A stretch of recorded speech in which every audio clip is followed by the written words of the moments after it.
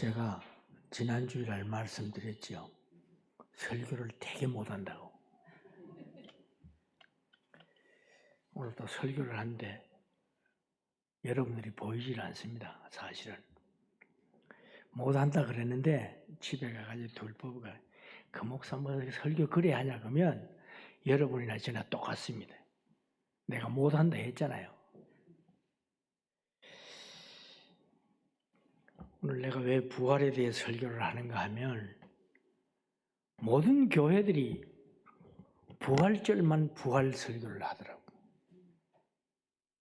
크리스마스 설교도 1년에 한두 번 해야 되는데 크리스마스 날만 성탄 설교를 해요. 그래서 여러분들에게 부활의 의미가 좀 새로워져야 된다. 저와 여러분들이 왜 예수 믿어요? 부활의 주님과 함께 천국 가려고 그러잖아요. 우리는 갈 곳이 두 군데 있습니다. 예수를 믿으면 천국이고 안 믿으면 지옥입니다. 우리는 천국 가기 위해 열심히 헌금하고 몸 바치고 세상 사람들에게 싫은 소리 들어가면서 예수 믿잖아요. 마지막 날에 나는 너를 도무지 알지 못한다 그러면 그것이 억울할 때가 어디 있겠습니까? 딴 사람 시컷 먹고 놀고 가고 이러는데 지옥 가지만 우리는 먹지도 못하고 입지도 못하고 가는데, 그러니까 우리가 행동을 조심해야 합니다. 우리는 주님이 피로 값주오신 성전입니다. 성전이 거룩하잖아요. 거룩한 것이 무엇이고 구별된 삶을 사는 것입니다. 내가 옛날에 노인들이 꽤 많았을 저희 교회에 노인들을 모시고 붐타운이라는 데를 갔습니다. 가서 어른들이, 거기는 호텔비가 싸거든요. 밑에는 뭐 노름을 하니까 호텔비가 싸서 노인들을 다 모셔서 식사 대접하고, 식사도 쌉니다. 그죠? 뷔페니까. 그때 바다 가정가 뭘 했어요. 하고 어른들을 모셔놓고 앞에 볼일에서 왔다 갔다 한 번 했습니다. 저희 이웃 교회의 어떤 분이 말을 부풀린 거예요. 신 목사님 붐타운에서 재팍 터졌다 그러더라고요. 사람들이 전화가 와요. 또 찾아오더라고. 재팍 터지지 밥 한 번 사라고. 나는 지나간 것밖에 없는데. 여러분 그 동네 가지 마십시오. 가면 큰일 납니다. 에? 그래서 내가 그것 때문에 곤욕을 한참 치렀습니다. 여러분들 예수 믿으면 몸가짐을 조심해야 합니다. 제가 이 교회에 와니까 좋은 게 청년들이 많고, 요즘 신혼부부들이 아기를 안 낳으려고 그래요. 키우기가 힘드니까. 또는 반주하는 아가씨가 또 아기도 딱 가지고 말이에요. 얼마나 좋은 교회인지 모르. 이런 교회 없습니다. 에? 이성진 목사님도 젊어가지고 아주 젠틀하잖아요. 에? 이런 교회에 오는 것도 축복입니다. 교인들이 목사 잘 맞는 것도 축복이고요. 또 목사도 교인이 잘 맞는 거 축복이. 이 교회는 보니 상부상조해서 부흥되게 돼 있어요. 이 인근에 한인들이 별로 안 살죠. 먼 데서 찾아올 겁니다. 여기 아까 보니까 박홍신 장로라고 여기 왔더라고. 제가 천성교회에 있을 때 집사로 있었어요. 물었어요. 당신은 그 동네 다리 건너 왜 오냐? 다리값 써가면서 이 교회가 좋대요. 예? 그래 온다 그러더라고. 여러분 축복 받았습니다. 오늘 내가 부활의 설교를 왜 하는가 하면, 부활이 지나가면 부활절 설교 안 하죠. 부활절 날만 들어보잖아요. 그죠? 그래서 오늘 특별히 제가 스페셜로 부활절 설교를 합니다. 십자가에서 우리들 대신해서 돌아가신 예수님께서 무덤이 없었던 건 아니죠. 분명히 무덤이 있기는 했지만은 우리들의 무덤과는 전혀 달랐습니다. 인간이 죽으면 죽는 걸로 끝이 난다 그러잖아요. 종착역입니다. 근데 성당은 또 이상해요. 그게 또 연옥이 있대, 연옥이. 중간에 사람이 죽으면 연옥에 딱 갇혀 있다가 자기 자녀들이나 자기 형제들이 성당에 헌금을 많이 하고 면접을 많이 받으면 중간에 딱 올라간대요. 내 말이 아니고 성당에서 얘기하는 겁니다. 그런데 자식들이 형제들이 헌금도 안 하고 이러면 떨어진대요. 지옥 간대요. 그게 됩니까? 말이 됩니까? 말이 안 되잖아요. 근데 거기는 그렇게 돈을 좀 많이 해서 어떻게 하려고 하더라고요. 근데 우리는 개신교는 철저히 개인주의입니다. 내가 예수 믿고 구원받으면 내 아내가 내 바지 잡고 따라오는 수가 없어요. 그러니까 우리는 예수를 잘 믿어야 합니다. 지난 주일날 예수 잘 믿읍시다 말씀드렸죠. 한 주간 동안 예수 잘 믿으셨습니까? 스스로 생각해 보세요. 나는 지나간 주간 동안 예수를 잘 믿었는지. 우리는 예수를 잘 믿어야 합니다. 유대인들은 동굴 속에 시체를 갖다 놓지요. 가서 시체가 다 썩으면 그 자손들이나 형제들이 가서 뼈를 골라서 빻아서 동굴 무덤 한쪽에 둡니다.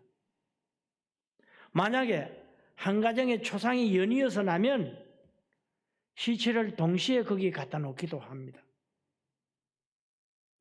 주님이 안치되었던 것은 마태복음 27장 57절에서 61절에 잘 나오고 있습니다. 아리마대 요셉, 부자 요셉이 자기가 죽으면 거기에 안치되려고 두었던 새 무덤이었습니다. 그래서 그 무덤 속에는 아무것도 없었습니다. 그런데 주님이 거기 안치되던 사흘째 그 관습에 따라서 마리아 세 사람이 향유를 바르려고 갔지요. 아직 온 세상이 캄캄한 새벽에 동굴 입구 문이 닫혀 있었는데 열려 있었습니다. 마가복음 16장 4절에서 5절에 그 내용이 나오죠.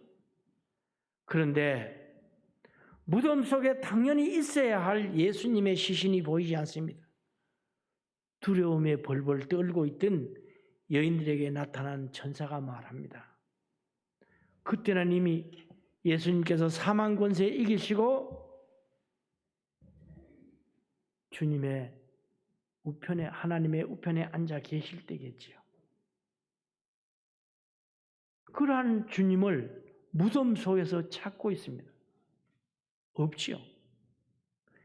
기독교는 결단코 죽은 자의 무덤을 순례하면서 참배하는 그런 곳이 아닙니다. 여러분들이 TV를 통해 이북을 보셨죠? 김일성과 김정일이 묘에가 참배하는 거 말입니다. 관광객들은 거기를 다 여행 코스가 돼서 가서 참배를 합니다. 그런데 얼빠진 교인들도 가서 또 거기서 기도를 하더라고요. 여러분 그런 믿음 가지면 안 됩니다. 내 목에 칼이 들어와도 아닌 건 아니죠. 나 외에 다른 신은 섬기지 말라고 십계명에 분명히 이야기했는데 기회에 따라서 자기를 좋은 길로 인도하기 위해서 그렇게 합니다. 그건 믿음이 아닙니다.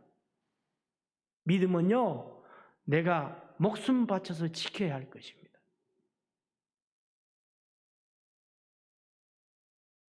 부활이 왜 중요합니까?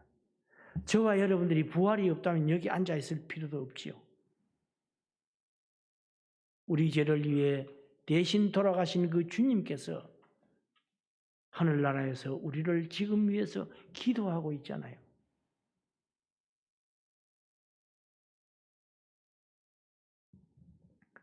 세상은 죽음이 종착역이라면 우리는 시작점입니다. 주님께서 부활하셔서 완전 무결하게 영원한 생명을 가지고 계십니다. 따라서 요한복음 3장 16절 다 아시죠? 하나님이 세상을 이처럼 사랑하사 독생자를 주셨으니 이는 저를 믿는 자마다 멸망치 않고 영생을 얻게 하려 함이라. 예수 믿으면 천국 가요. 헌금 많이 낸다고 또 천국 가는 거 아니에요. 그 예수를 잘 믿어야 된다니까요.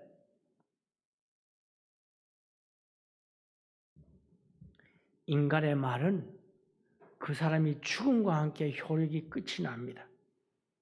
만약에 주님이 2000년 전에 부활하지 않았다면 우리는 예수님을 생각할 필요도 없습니다. 그래 겨우 알면 학교에서 배운 4대 성자 가운데 한 분이라고 알고 있을 것입니다.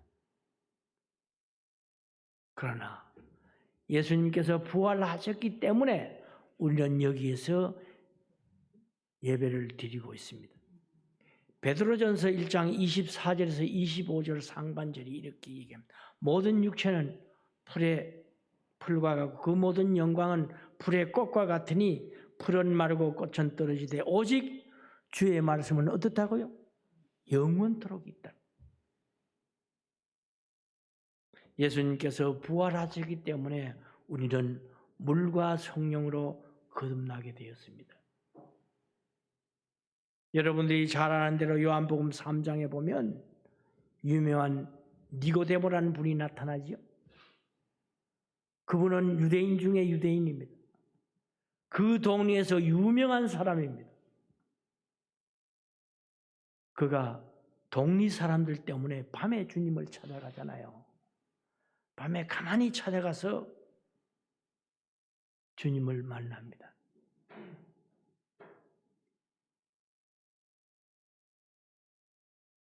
예수께서 대답하시되 진실로 진실로 내게 이르노니 사람이 물과 성령으로 거듭나지 않으면 하나님 나라에 들어갈 수 없다고. 물은 뭡니까? 세례입니다. 예수님이 누구에게 세례받았습니까? 세례 요한에게 세례받았습니다. 세례 요한이 아닙니다. 주님이 말씀한 절차에 따라서. 여러분들 물 세례 다 받았죠? 그러면 이제 성령 세례 받을 차례입니다. 성령 세례 다 받으셨습니까? 물과 성령으로 나지 않으면 하나님 나라에 들어갈 수 없다 그러는데 물 세례는 받았으면 성령 세례 안 받은 사람들이 많아요. 여러분들 목숨 걸고라도 성령 세례 받아야 합니다. 성령 세례 받는 길은 딱 하나 있습니다. 말씀과 기도. 성전에 와서 기도를 하든지 집에서 기도를 하든지 골방에서 하든지 성령 세례 받으십시오.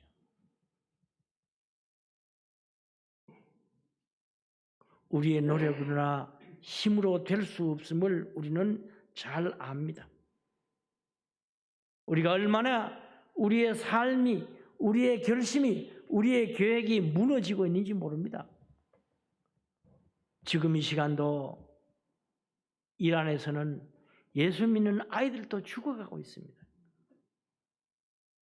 대한민국에서는요, 이북에 2200만이 지금 신음하고 있습니다. 내가 미국에 와서 미국의 혜택을 받아서 우리 조상을 잘 만나 잘 먹고 살 때에 이북에는 지금 죽어가고 굶어 죽어가 있다니까요. 그걸 위해 여러분들 기도하십니까? 내 자식만 잘 되면 된다고? 아닙니다. 이남도 지금 만만치 않지요. 당파 싸움 싸우고 좌파들이 우글거리는 그 시대 속에서 예수 믿기 힘듭니다.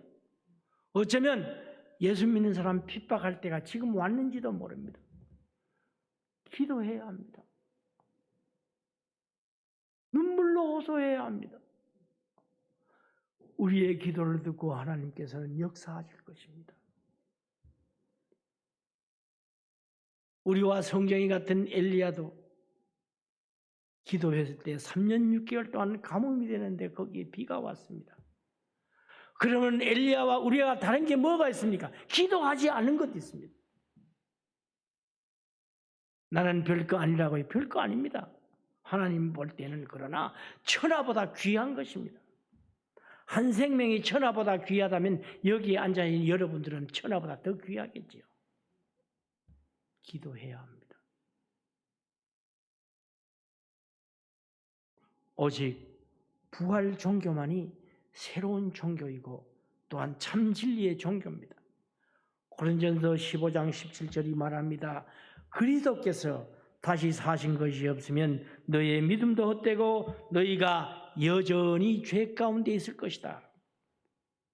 예수님이 부활하지 않았다면 이미 무덤 속에서 흙이 되어서 버릴 저와 여러분들이 여기에서 부활신앙을 믿고 있는 것이 아닙니까? 부활은요, 몇 년 기한이 영원입니다.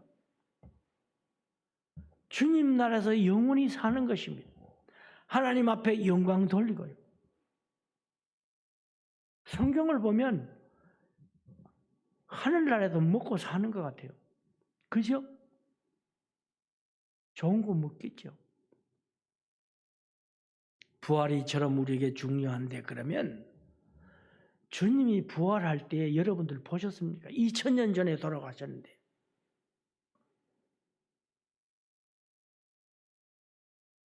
사도 바울이 다메섹 동상 가기 전에는 예수 믿는 사람들을 죽이려 다녔잖아요. 그의 이름도 바울은 큰 자입니다. 뜻이. 그는 가말레알 문화에 살고 로마의 시민권이 있었고 유명하고 유명한 사람이었습니다. 그러나 다메섹 도상에서 주님을 만나고 거꾸로져서 그는 사울이 바울이 되었습니다. 바울의 뜻은 무엇이며 작은 자입니다. 바울은 그 현장에서 그 빛에 담당하던 모든 것을 성경을 보면 배설물처럼 버렸다고 합니다. 여러분, 그 많은 권세를, 그 많은 로마 시민권까지도 배설물처럼 버렸다고 합니다. 주님을 알고 난 뒤에. 저와 여러분들은 버린 거 버릴 게 있습니까? 찬송가 나 같은 죄인 살리신 그 은혜의 놀라와 잃었던 생명 찾았고 광명을 얻었네. 이 뉴턴의 사람이 누군지 아십니까? 아프리카에서 흑인을 잡아다가 배에 실어서 미국에 가서 팔아먹던 자입니다. 그는 인간 백정이었습니다. 그러나 주님을 알고 난 뒤에 그는 이 찬송을 부르면서 회개했던 것입니다.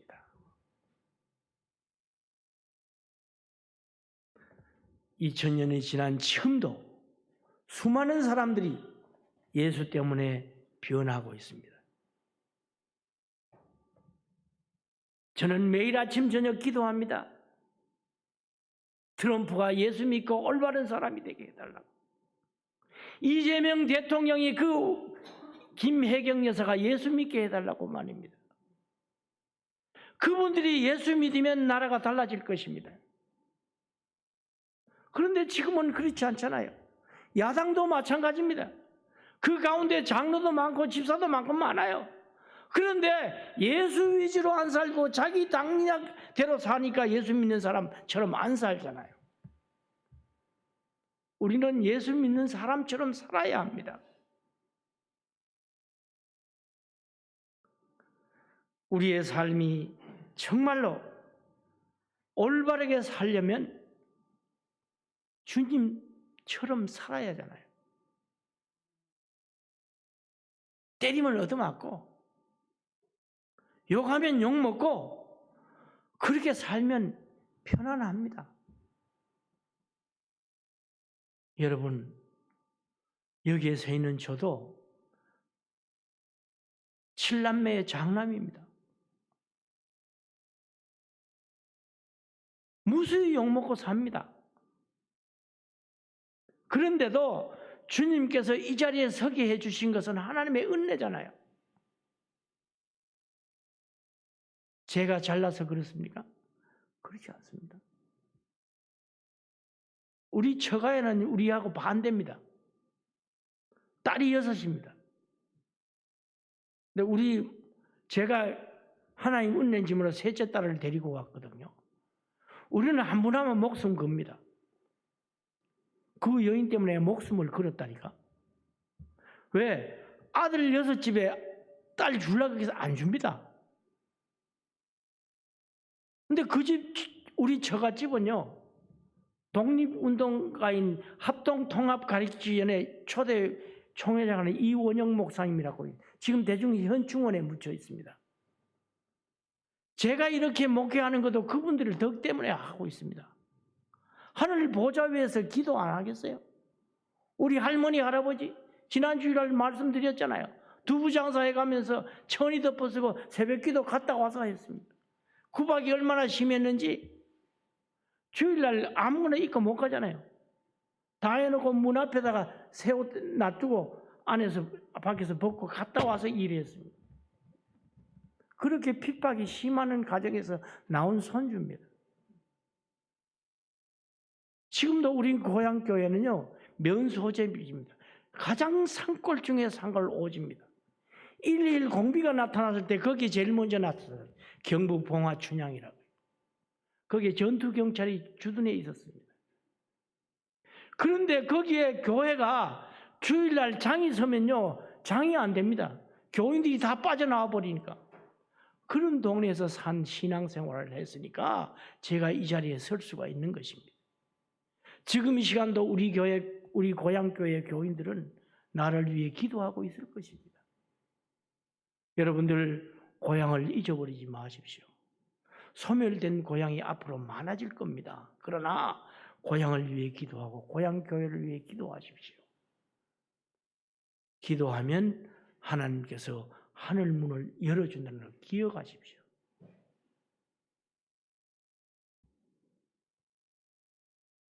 주님은 무덤이 존재하지 않았습니다. 무덤이 없다는 것은 주님이 이 땅에 안 계시다는 그런 증거입니까? 지금 이 시간도 우리와 함께하고 계십니다. 성경 마태복음 28장 12절에서 15절에 이렇게 말합니다. 그들이 장들과 함께 모여 의논하고 군인들에게 돈을 많이 주며 이르되 너희는 말하기를 그의 제자들이 밤에 우리가 잘 때에 그들을 도둑질하여 갔다 하라. 만일 이 말이 총독에게 들리면 우리가 권하여 너희를 근심하지 않게 하리라. 철저히 막았습니다. 부활을. 당시 대제사장들이 사람들을 사가지고 예수님을 시체를 제자들이 훔쳐갔다고 그렇게 이야기하라 그럽니다. 그런데 성경이 전한 부활의 증거가 지난 2000년 동안 허물어지지 않고 있다는 것은 예수님이 부활해서 하늘나라에 계신다는 것이죠. 닉슨 대통령 잘 아시죠? 대통령 보좌관을 지냈던 찰스 콜슨이 자신의 고백록에서 이런 거듭나기, born again에서 다음과 같은 대단한 중요한 사실을 우리에게 전해주고 있습니다. 1972년 5월 미국 대통령 선거를 약 5개월 앞두고 워싱턴 소재 워터게이트라는 건물에 새들어 있던 민주당 본부에 도둑이 들었습니다. 그런데 도둑 든 거는 전혀 문제가 되지 않았는데 거기 한 사람 주머니 속에서 백악관에 근무하는 사람의 쪽지가 나왔습니다. 파문이 일기 시작했습니다. 이것이 전 세계를 떠들썩하게 했던 워터게이트 사건입니다. 그러나 그해 11월에 닉슨 대통령은 미국 대통령 선거에 압승을 해서 유례없는 대통령이 되었습니다. 게다가 1973년 2월에 그 길고 험난했던 월남 전쟁을 종결시켰습니다. 말하자면 닉슨 대통령의 절정기를 이룰 때였습니다. 그럼에도 불구하고 이 워터게이트 망령은 사라지지 않고 오히려 날이 갈수록 점점 더 부풀은 공적이 그 정도 됐으면 없어질 만도 한데 자꾸 부풀어집니다. 1973년 3월 2일에 워터게이트 사건을 위해서 음모를 꾸미기 시작합니다. 그 당시 이름을 날리던 유명한 변호사 10명이 확실하게 사건을 숨기려고 그들이 의논을 합니다.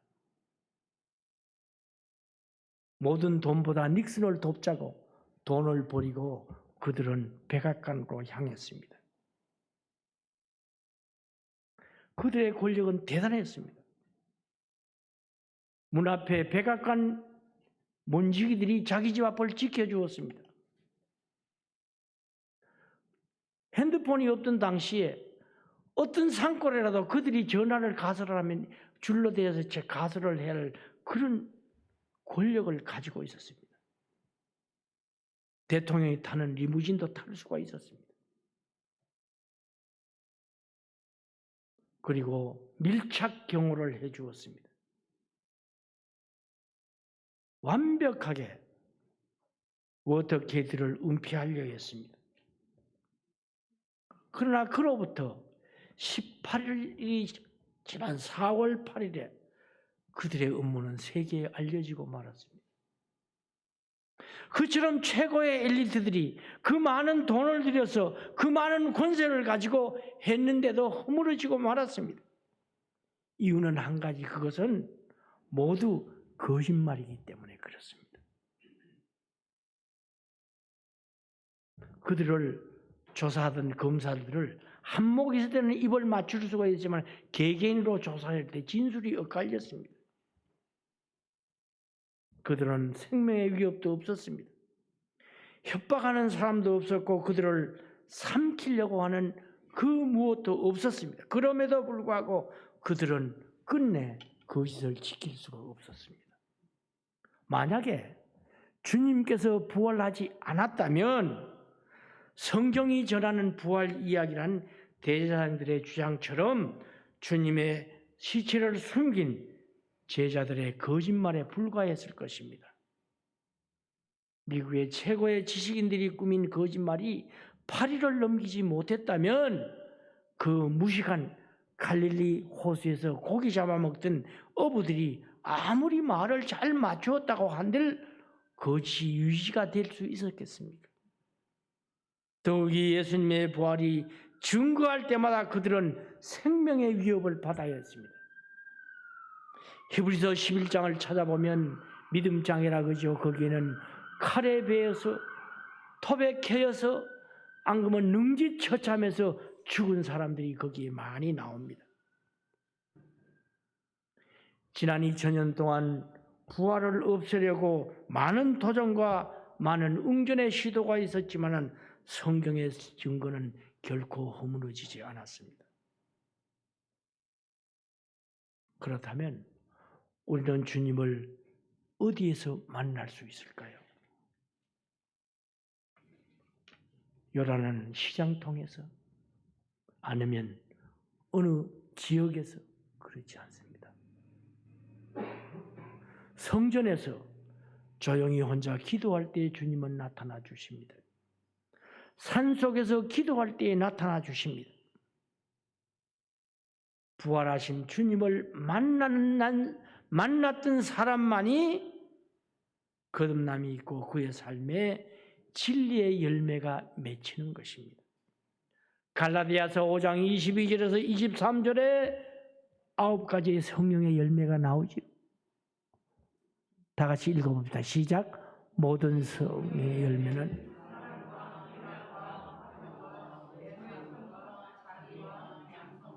충성과 온유와 절제니 이 같은 것을 금지할 법이 없느니라. 금지할 법이 없다는 것은 무엇입니까? 죽음이 와도 금지를 못 시킨다는 것입니다. 신학자 폴 틸티는 영원한 죽음이라는 말을 했습니다. 죽음이란 한 번 죽으면 끝나는 것입니다. 그러나 우리는 아무 의미 없이 하루를 살아갈 것인가? 아니면 주님의 십자가를 붙잡고 기도하면서 주님 만나를 고대할 것인가? 이것은 저와 여러분들의 선택적인 자유입니다. 내가 주님을 붙잡으면 천국 갈 것이고 내가 세상을 붙잡으면 지옥 갈 것입니다. 예수 안에서 영원히 천국에서 주님과 같이 살아가는 인생이 될 것인가? 아니면 이 세상에 잠깐 왔다 같은 이슬과 같은 세상에서 쾌락을 누리다 지옥 갈 것인가? 생각을 잘 하시기 바랍니다. 말씀을 맺습니다. 우리는 삶에 대해서 진실을 깨달아야 합니다. 오직 구원은 주님밖에 없습니다. 오직 주님은 나와 함께 하심을 믿으시기 바랍니다.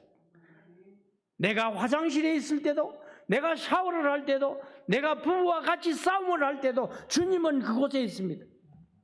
교회가 분쟁이나 싸우는데도 주님 없을까지요? 주님 그 자리에 계십니다. 여러분들 교회 분쟁 날 때 싸우고 주님이 계시다 싸울 수 있겠습니까? 못 싸웁니다.